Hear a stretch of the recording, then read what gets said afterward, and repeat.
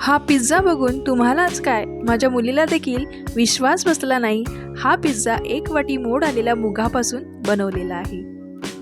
आज मी तुम्हाला असा काही डब्यासाठी पिझ्झा दाखवणार आहे जो खाऊन काहीतरी चटपटीत खाल्लं म्हणून मुलं पण खुश होतील आणि काहीतरी हेल्दी खाल्लं म्हणून आईला देखील समाधान मिळेल। सगळ्यात मजेशीर गोष्ट म्हणजे हा पिझ्झा खाल्ल्यावर मुलांना काय तुम्हाला देखील कळणार नाही हा पिझ्झा मोड आलेल्या मुगापासून बनवलेला आहे। टिफिनसाठी एकदम बेस्ट रेसिपी आहे। एकदा नक्की ट्राय करा आणि करून बघितल्यावर कमेंट करून नक्की सांगा कशी झाली आहे। जरा तरी आवडली असेल तर कमेंट करा, लाईक करा। चला तर मग सुरुवात करूया रेसिपीला। पिझ्झा बनवण्यासाठी आपण सर्वात आधी बेस बनवून घेऊया। त्यासाठी मी 1 वाटी मूग घेतले। मूग मिक्सरच्या भांड्यात घालून त्यासोबत 1 मिरची, छोटा आल्याचा तुकडा घालून छान असे वाटून घेतलं। हे मिश्रण वाटताना याच्यामध्ये थोडं पाणी घालायचंय आणि मग बारीक असं वाटून घ्यायचंय। आलं आणि मिरची घातल्यामुळे आपल्या पिझ्झा बेसला एकदम भन्नाट अशी चव येईल। चला तर मग हे मिश्रण आपण वाटून घेऊया। मिक्सरला वाटून बारीक अशी पेस्ट तयार झालेली आहे। ही पेस्ट आपण एका छोट्या भांड्यात काढून घेऊया।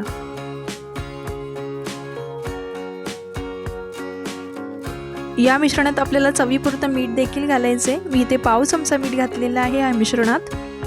आता बेस तयार करण्यासाठी आपल्याला तवा गरम करून पळीभर तेल घालायचे आणि गॅसची फ्लेम आपल्याला मीडियम ठेवायची।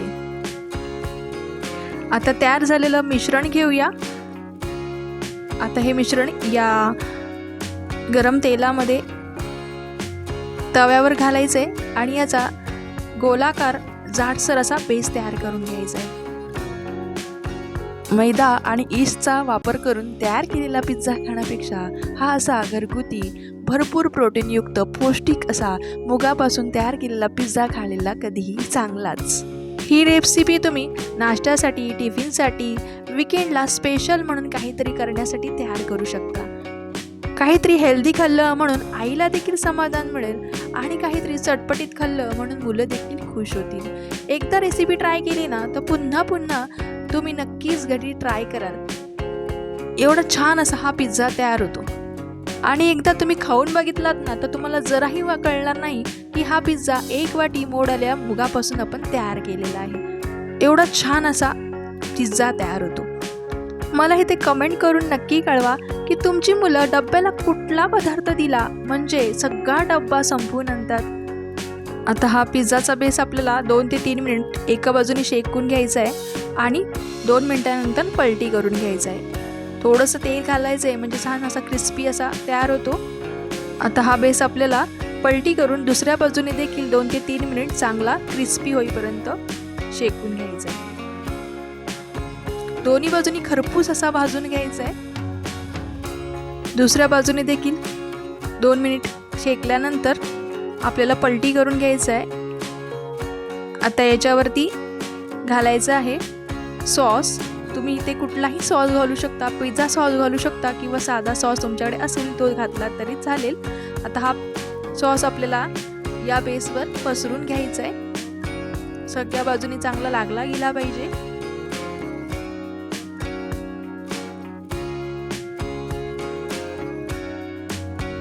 टोमॅटो सॉस लावल्यानंतर आपल्याला याच्यावरती घालायचं आहे चीज।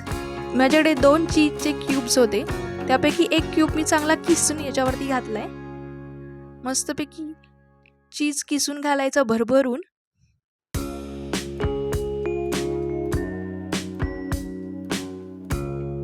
आता माझ्याकडे दुसरं चीज होतं ते मी छोटे छोटे त्याचे तुकडे करून मी याच्यावरती घातलेले आहेत। मस्त असे जाडसर तुकडे करून घालायचेत। बेसवर चीज पसरून झाल्यानंतर याच्यावर घालायचे आहेत घरात उपलब्ध असलेल्या भाज्या। माझ्याकडे शिमला मिरची, कांदा आणि टोमॅटो होता, तो मी जाडसर असा कट करून या बेसवर घालत आहे। घरामध्ये तुमच्याकडे ज्या काही भाज्या असतील त्या तुम्ही इथे घालू शकता। याच्यावरती तुम्ही कॉर्न देखील घालू शकता। उभ्या अशा भाज्या चिरून घ्यायच्या आहेत जाडसर अशा। बघा छान असा कलर देखील पिझ्झाला आलेला आहे। भरपूर अशा भाज्या आणि भरपूर असं चीज घालून तयार केलेला हा पिझ्झा खायला एकदम चविष्ट असा तयार होतो आणि खाल्ल्यावर कळत देखील नाही हा आपण मुगाचा वापर करून बेस तयार केलेला आहे।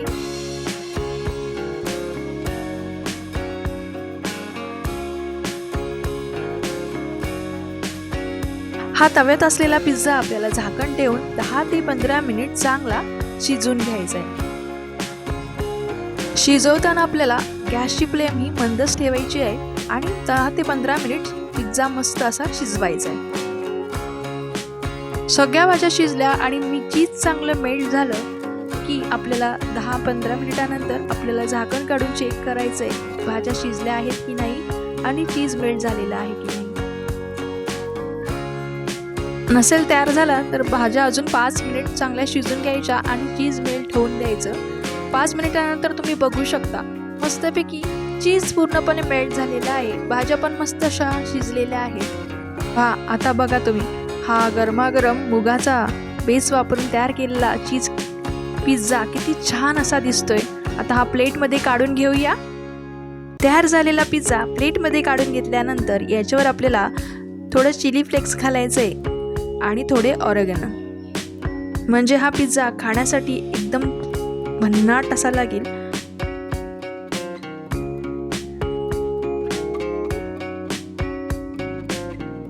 आता या पिझ्झाचे सुरीच्या मदतीने 4 तुकडे करून घ्यायचे।